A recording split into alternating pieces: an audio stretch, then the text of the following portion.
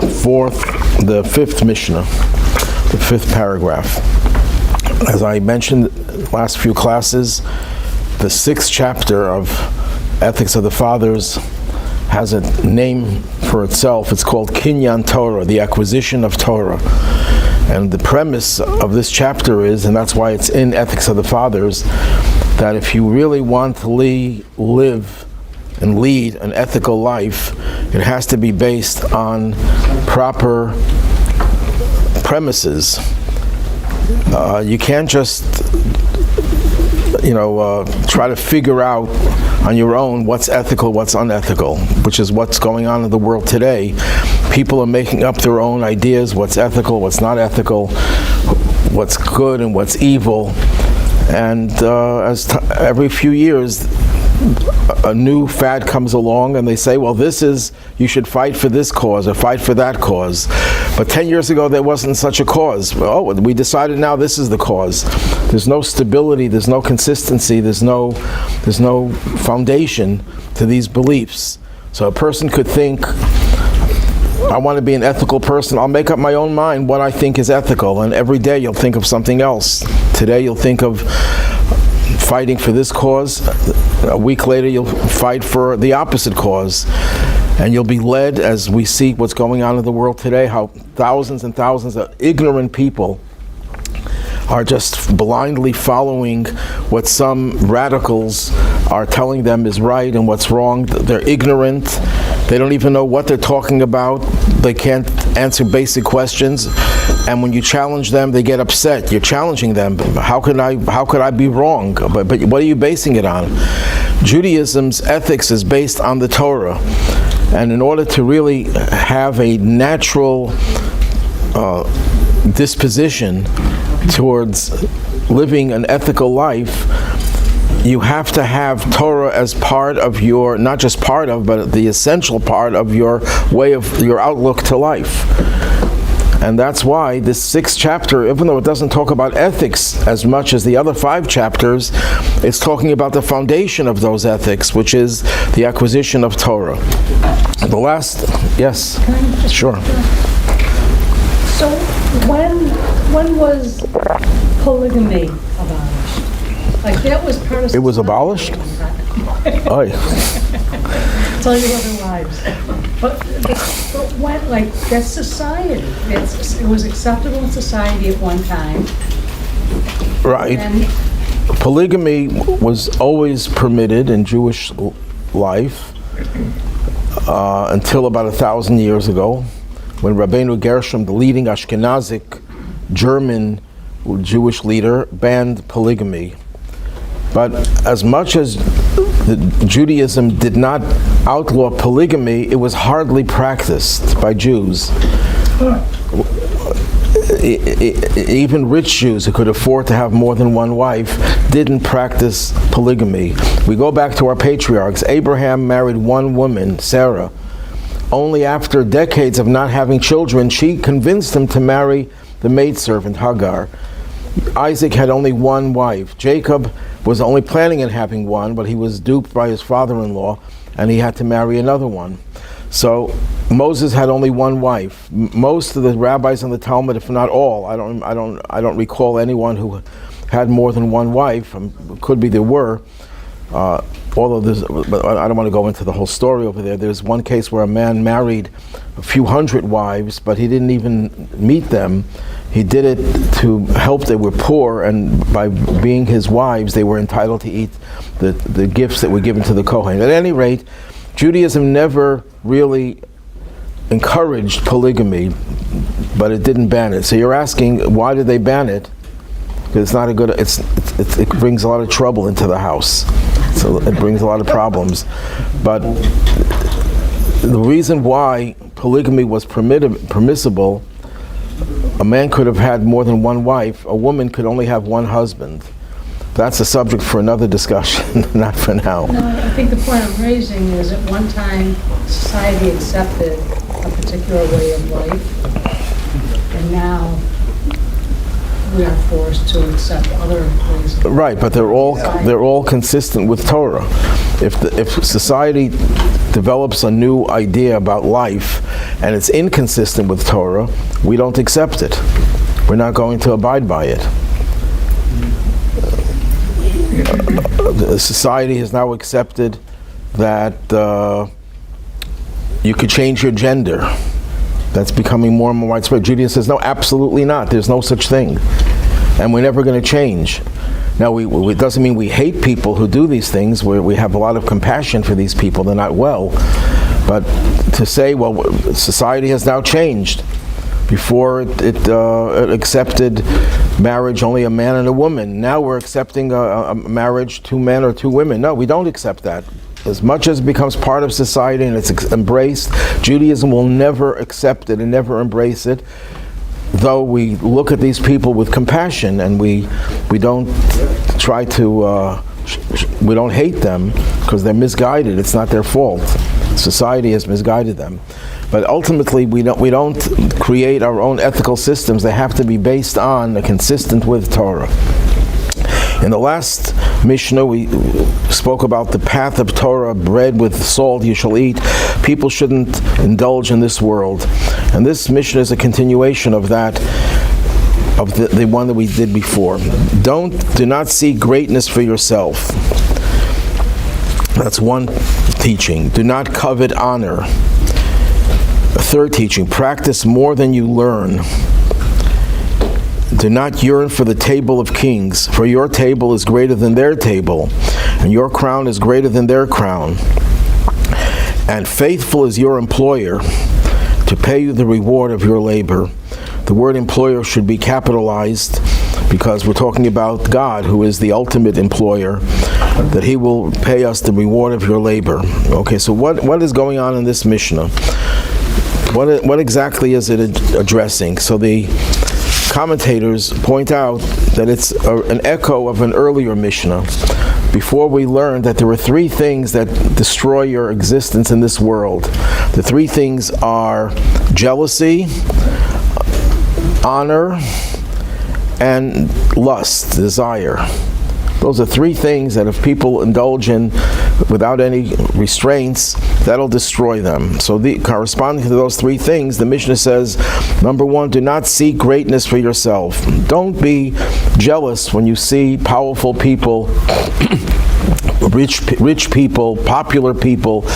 If only I can be like them. I want to be a movie star. I want to be this athlete. I want to be this famous, whatever, powerful, wealthy individual. That jealousy that we see in society so pervasive, that people look at what others have more than what they have and they say, I want to have that, I want to have what others have. That's a very destructive trait. Don't seek greatness for yourself. Yes, you're learning Torah, and Torah gives you certain stature. Don't desire to be like the other rabbi who's known and far and wide for that his erudition and his piety. I want to be like him because I want to be famous. I want to be powerful.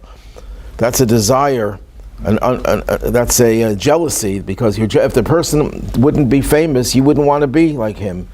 But because that person has made it in this world, you think he's made it because you don't know all the other problems that he has. You don't know all his shortcomings. You don't know all his deficiencies. But if you knew everything that everyone you're jealous of, what kind of life they have, you wouldn't be jealous of them. So the first thing is, don't be jealous, and by seeking greatness for yourself. The second thing is the pursuit of honor. The second thing that the Mishnah earlier said, it takes you away out of this world. So that's why it says, do not covet honor. Covet, the word covet means to desire something that you don't have. Don't covet honor. Don't think of honor as being the most important thing, that you need to have this honor. The Talmud says a person who runs after honor, the honor will run away from him. A person who shuns honor, the honor will pursue him. Now, I always had the question, if you don't want honor, why would you be rewarded that if you run away from it, it'll run after you? You don't want the honor. So you're being told that if you don't want the honor, you'll be punished, that you will get the honor. There's a story told of the Alter Rebbe, the first Chabad Rebbe, and he was visiting a community, and he was given a tremendous amount of honor, and he was smiling. And later on, one of his children, or maybe grandson, saw him in his room. He was just saying how terrible he suffered from the honor, how it was so revolting to him. It was so painful for this honor. So whoever it was, I don't remember exactly who it was, asked him, but I saw you smiling when you were receiving this honor. He says, yes, because you're supposed to accept suffering with joy. Even when you suffer, you're supposed to have a smile. For him, it was painful. It was like cutting his flesh, the honor that he received. His grandson, who was his successor, was also a similar story, was given honor when he visited a community. And one of his sons who accompanied him wrote back home to his mother, we were so happy that our father was given such great honor. And when he got home and he read that letter, he says, how could you be happy when my blood was being shed by getting this honor? It was just so painful and so distasteful. So people who run away from honor get honor, but why would they get the honor if that's what they're running away from? So it's obvious that the honor they get is not the fame, that they don't covet that fame. The honor is something deeper. It's not the honor of who they are, it's the honor of what they represent. If they represent Torah, they look at it that the honor is not theirs, the honor is the honor of Torah. That's why commentators point out, it says don't seek greatness for yourself. That the emphasis here is don't seek greatness, and the same thing would be true with honor for yourself. Don't look at you. You're the one who wants the honor. You crave the honor. You're pursuing whatever it is that brings you honor because it gives honor to the Torah that you're representing. You have to be able to separate between yourself. I don't need the honor. I don't want the honor. I don't enjoy the honor. But if this will make the Torah more appreciated by people, if people will say, look what this rabbi is teaching, look what the wonderful teachings, and people will honor the Torah, that's the ultimate honor that a person should want. And that's why it says, if you run away from the honor to yourself, if you reject internalizing the honor that it's for you, but you recognize that it's for the teachings of Torah that you have, that's the greatest reward that you would want. So when you run away from the personal honor, the self-aggrandizing honor, you get the honor directed towards your teachings. You're successful in imparting your values to others. Your values will become embraced by others. So we have, don't seek greatness. Don't have jealousy. Don't be jealous of those who are great. Don't covet honor. Don't look for the honor for yourself. And then it says after that, don't yearn for the table of kings. This is referring to the third vice, which is taiva, lust, desire. Don't become a hedonist to desire all sorts of physical and material things. The Rebbe commented on this Mishnah, and he pointed out, it says, don't seek greatness for yourself. We're not talking to someone who's looking for showing off and making himself famous. That's not for people of the caliber of the students of Ethics of the Fathers. Remember, I mentioned this many times, the Talmud itself says that this book, the Ethics of the Fathers, was intended for the chassid, the Jew who wants to go beyond the limits of the law, not satisfied with basic requirements, observing the bare minimum, who's always looking for the maximum. If you have two ways of doing something, one is the easy way, one is the difficult way. One challenges you more. You want the greater challenge. You're not satisfied. Well, I can get away with, when you pay your taxes, I don't know too many people who say, you know what, I can take advantage of this loophole, it's perfectly legal, but I'm not going to, I'm going to pay more taxes. There are such people like that, I'm sure, but it's not a common thing. You don't want to do more than you have to do. But when it comes to your Judaism, when it comes to your spiritual life, you should try to always, you should aspire at least, to always do more than what you are required to do. That's the definition of the word chassid. So here we're talking to someone who's not looking greatness, I should become famous, I want to be like a movie star. No, we're not talking about that. We're talking about a person who is steeped in Torah, but wants to be able to become an authority of Torah, to be a rabbi in the sense of being able to issue rulings and make decisions in difficult matters of Jewish law. See, when you learn Torah, there are two different approaches to Torah. One is to learn Torah for its own sake, just for the sake of learning Torah. I'm not interested in learning Torah to use it for anything practical. That's one level of learning Torah. And then there's learning Torah to know how to live my life. I have to know how to keep kosher. I have to know how to observe the Shabbos. I have to know how to put on tefillin. I have to know how to give tzedakah and what are the parameters of these commandments. That's the practical, pragmatic aspect of learning Torah. And then within that category, the ultimate is to become an authority where you can actually respond and resolve questions of Jewish law. These people, let me put it this way, we're talking about now about quote-unquote Orthodox rabbis. Orthodox rabbis' training is primarily 99% to be experts in Jewish law. But of those thousands of Orthodox rabbis, every year the rabbinic schools produced hundreds of rabbis who were just ordained. My grandson was just ordained, but he was together with a class of about 20 others. And that's a small group, and there are others were a few hundred. So it's thousands of rabbis are ordained every year in the Orthodox community.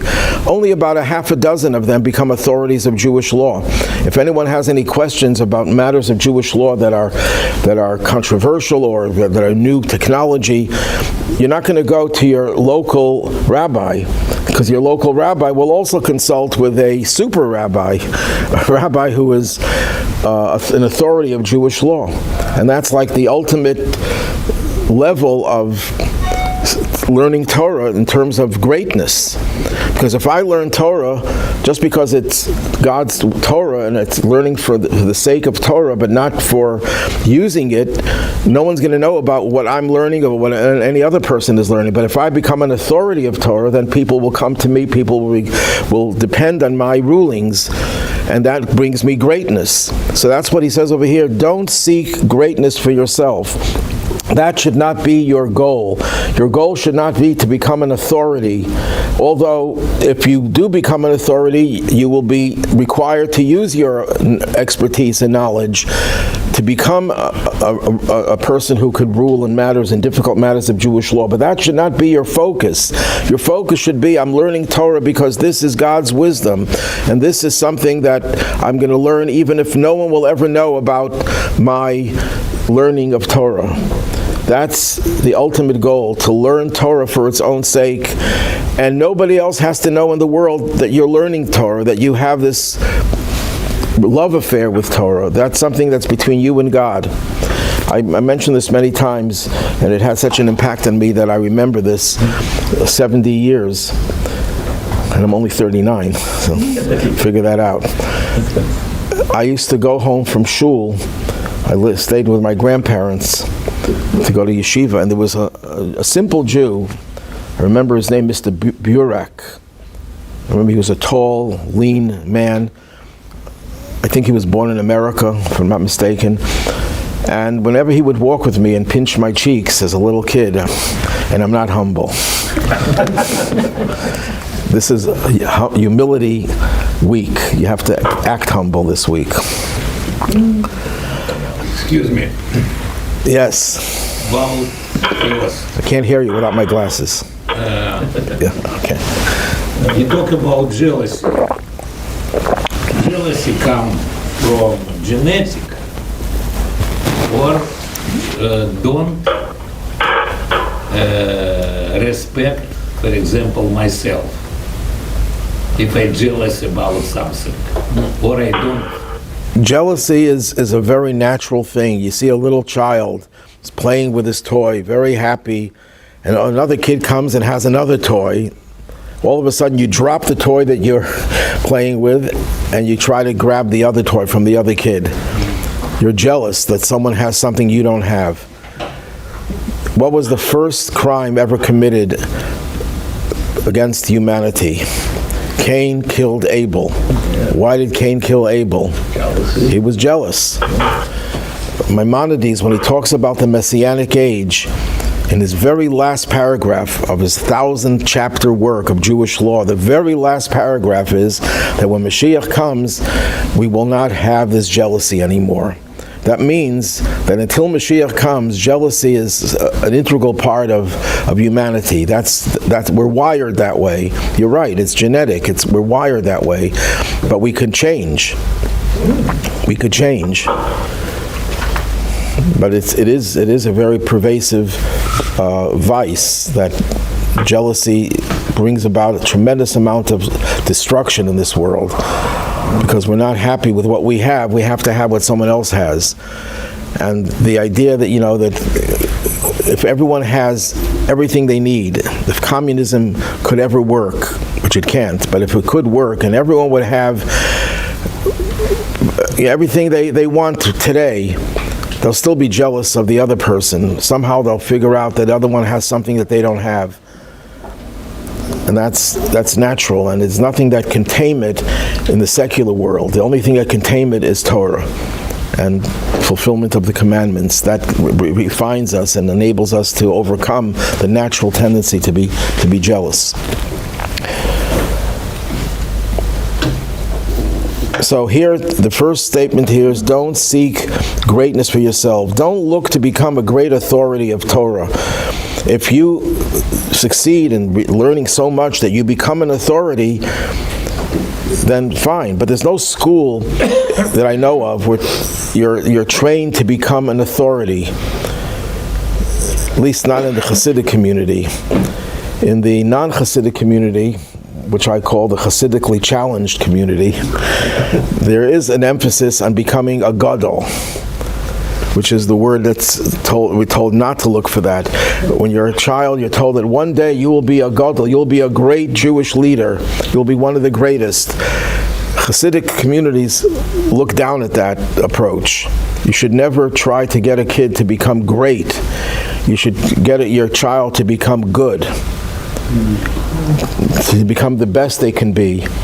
Whether they'll become great scholars, obviously we respect scholarship and we want people to become scholars, but your goal that you're going to be great, that was something that in the Hasidic communities, based on Hasidic teachings, eschewed that kind of a emphasis.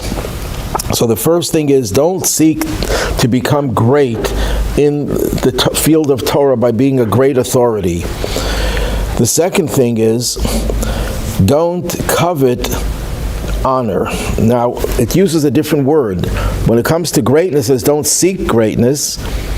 And then when it comes to honoring, it says don't covet honor. What's the difference between seeking and coveting?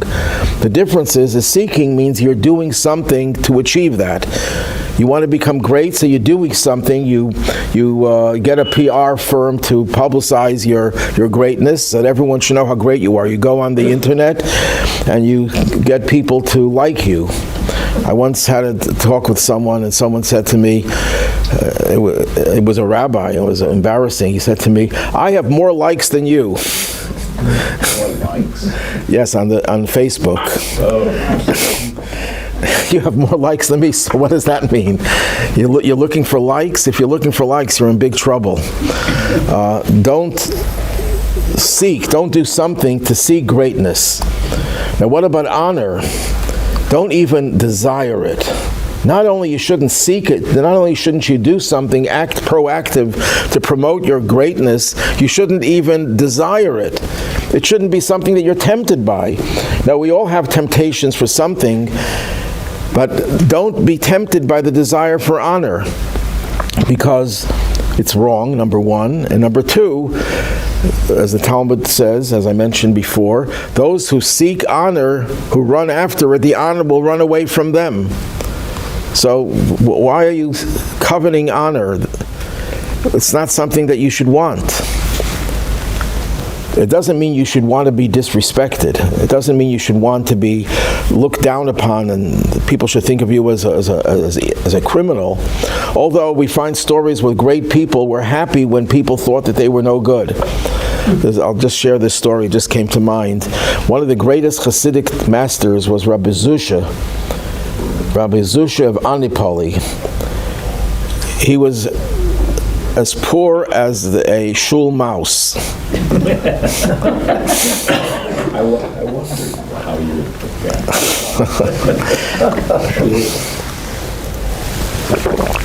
And he had a daughter who he wanted to get married. But in those days, you had to have a dowry. You had to have something to marry off a child. And he was penniless. So he's visiting his teacher, his master, Rabbi Dov Ber, known as the Maggid of Mezrich. He was the successor of the Baal Shem Tov, the leader of the Hasidic movement. And he probably mentioned to him that he has a daughter he wants to marry and he's having a hard time. So the Maggid opened up his drawer of his desk and he took out 200 rubles, whatever denomination they used. And he said, this should help you. Where did the Maggid get the money? Occasionally, Hasidim, followers, would come to him and ask him for his blessing, and they would give money for charity. And he would keep the money to give to poor people. So he gave him the 200 rubles. And Rabbi Zusha thanked him, and he leaves. And on the way home, he notices a big tumult going, something was going on, and he inquires, what happened? He says, there's this Jew who came back from a business trip, and he had a bag full of 200 rubles, and it was stolen, it was lost, stolen. And when the man discovered that his money was gone, he fainted.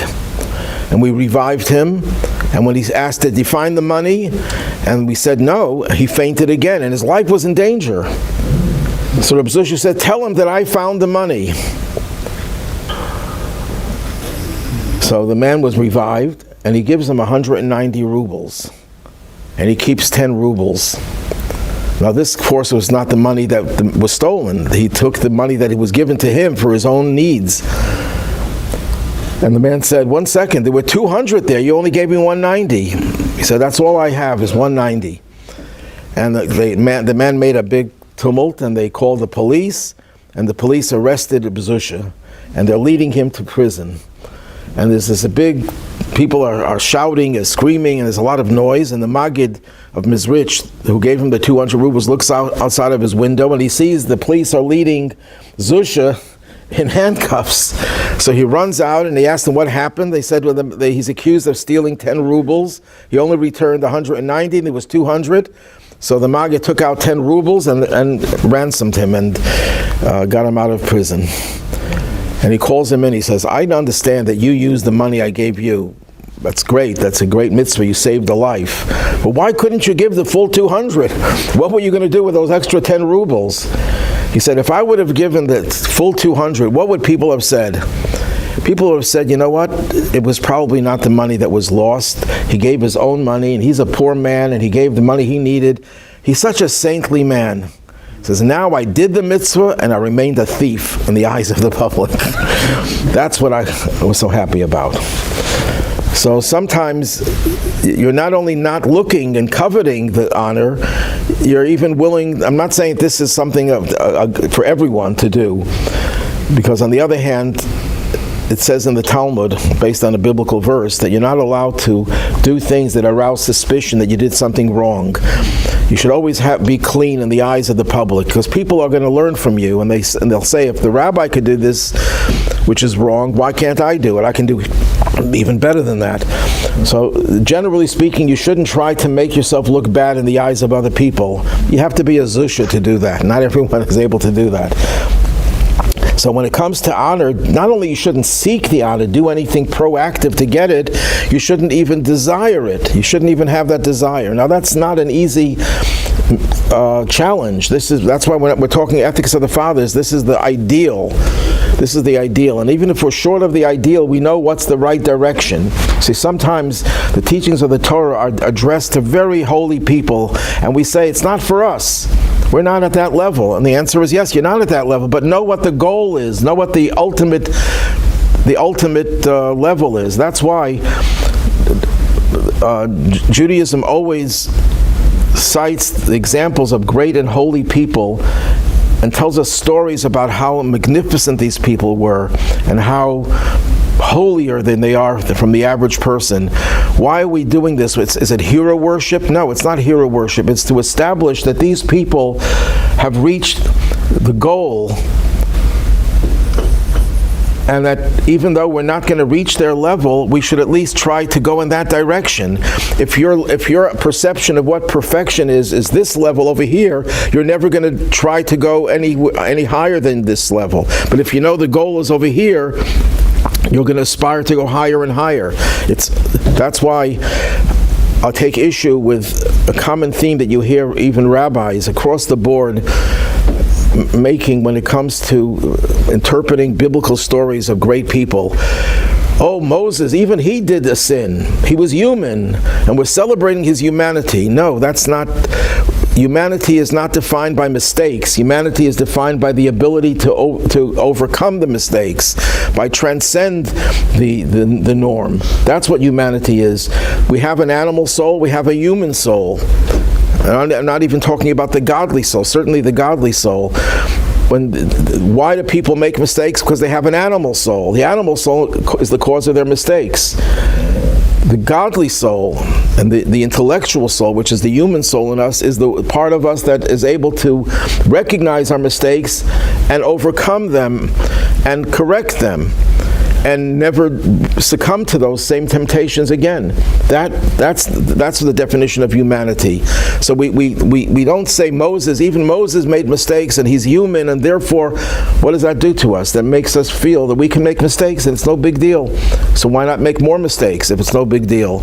It doesn't lead us to excellency. It doesn't help us grow.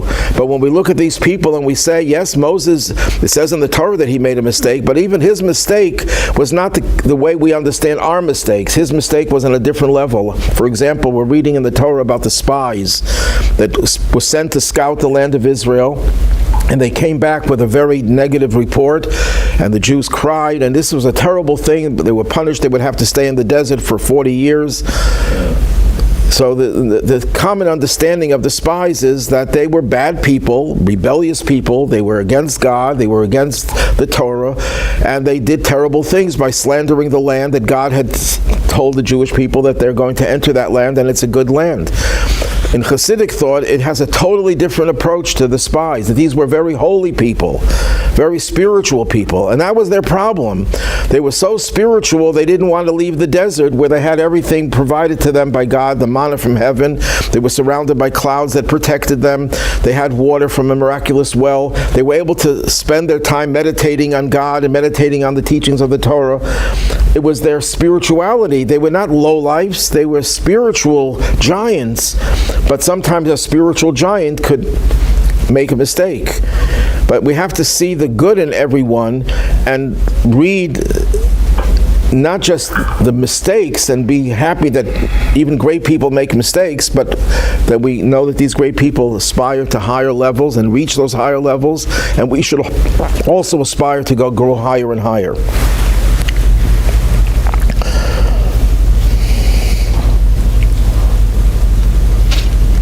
Then the next thing it says is practice more than you learn. What does that mean, practice more than you learn? how could you practice more than you learn? If you're learning about the laws of, let's say, Shabbat, you can practice as much as you know about Shabbat. If you learn the laws of helping other people, you do as much as you learn. If you didn't learn it, how are you going to do more? So some commentaries say that it means that even if the law tells you, for example, a person is obligated by Jewish law to give 10% of their net income after taxes to charity. 10%. That's the minimum. Well, you can get away with doing the minimum, but it's even greater to do more than the minimum. What's the maximum? The maximum is 20%. It says you shouldn't give more than 20%, but there are many exceptions to that rule, so don't be scared. If you're very wealthy, you can give even 90%. But generally speaking, don't just be satisfied with the minimum. But will anyone fault you for giving the minimum? No, you did the right thing. You're a tzaddik. You're righteous. What does the word tzaddik mean? You did the right thing. What does tzedakah mean? You did the right thing. So if you gave tzedakah, you're a righteous person, even if you gave the minimum. But if you want to be a chassid, which means someone you go beyond the minimum, you give more. And that's true with every mitzvah. So do more than what you learn. What you learn is the requirement. But the Rebbe gives a different interpretation of this phrase. The Rebbe says that we're not talking about mitzvahs, we're not talking about commandments here, we're talking about study of Torah. This is the context here.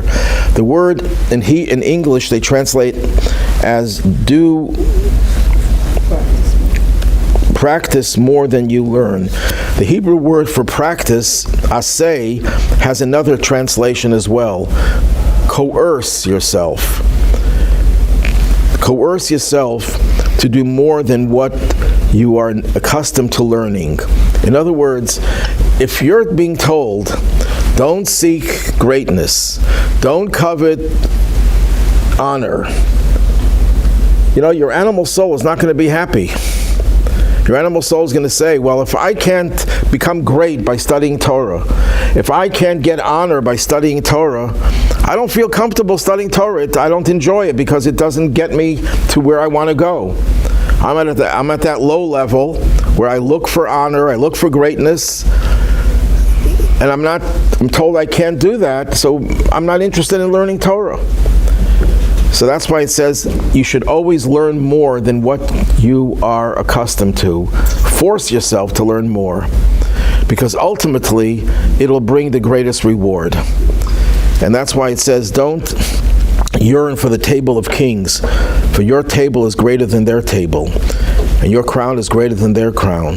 Which means that you think a king is powerful.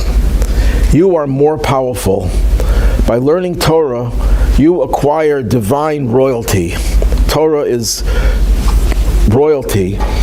And when you study Torah, you become royal. You become a king. And your crown is greater than their crown, because what they have, their power is temporal. It doesn't last. How many years did an average, I don't know the exact answer to this question, but how many years did an emperor of Rome live as an emperor in Rome? If they're lucky, they live 5-10 years, and then they were assassinated by someone else who took away you don't last very long as king. Don't aspire to be a king, because you're not going to last very long. But when you become a king because of the Torah that you learned, that's permanent, that you have forever. And even if you don't see the results in this world, God will reward you in the next world. You'll get it eventually.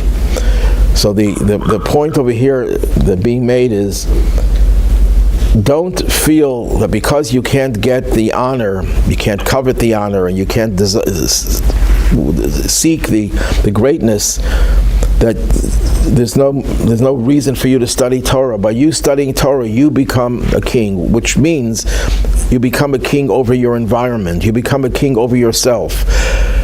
Many times we pointed out that the word in Hebrew for king, melech, is an acronym for moach, brain, lev, heart, kaved, liver. That means a king is someone who's in total control over his emotions and over his physicality, which is the liver has the blood, which is the part of the body that gives life to the physical body. So a melech, a king, is someone who has control over himself and even over his environment. And that's what Torah study gives you, ultimately more than what you can get through any other type of power. It's the divine power that is vested in Torah. If anyone has any questions? Yes? How many wives of scholars are mentioned in the Gemara? Yeah, I mean, Rabbi Akiva's wife and there's a handful, not that many. Rabbi Akiva, of course, and you have Meir, you have Yalta. These were exceptional women that the Talmud refers to and tries to show their greatness, their brilliance. There are definitely others. There's Rabbi Yochanan, whose wife was not a very good woman. There are many others that I mentioned, but it's not obviously as extensive as the husbands. And two, you were talking about polygamy, and is there any mention of polygamous kings beside David and Shlomo? Any mention, Leah? Any mention of polygamous kings? Offhand, I can't remember. I'm sure there were. Yeah, I'm sure there definitely were. Yeah. But besides David and Solomon, yeah, the kings had a restriction. They're only allowed to marry 18 wives. 18? That's right. How can you get along with King Solomon didn't listen to that. Why didn't he listen to that? Because the Torah gives a reason why. Because they can lead you astray. And he says, never, I will never be led astray. I can handle it. And he was led astray. So that's the Talmud uses that as an argument. Don't ever take exception to a law in the Torah because the reason for it you think doesn't apply to you. It applies to everyone. But polygamy was if it was practiced by kings more than it was. And usually, why did King Solomon marry 1,000 wives? He had 700 wives and 300 porcupines, actually concubines. But there was a kid who came home from Hebrew school and said he had 300 porcupines. Why did he have so many wives? It's because this was his way of cementing power by getting wives from different countries. So it was a political move, not a sexual move. It was not, 1,000 wives is useless. You might as well have 1,000,000 wives. It's no different. Shouldn't we yearn for the time of kings again when the temple's rebuilt? When Mashiach will come, he will be a king. Yeah. But to the extent that the world needs a strong authoritarian ruler who's going to be ruling with the teachings of Torah exclusively. But the Rebbe points out that Mashiach has another role, and he's the role of the ultimate teacher and mentor. And initially, the role of king will be necessary, but eventually that'll recede. It won't be necessary. His main role will be a continuous source of knowledge and inspiration.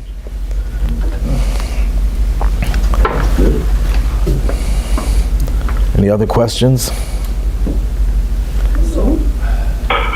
Okay, everyone have a good day, good week. Any questions on the Zoom?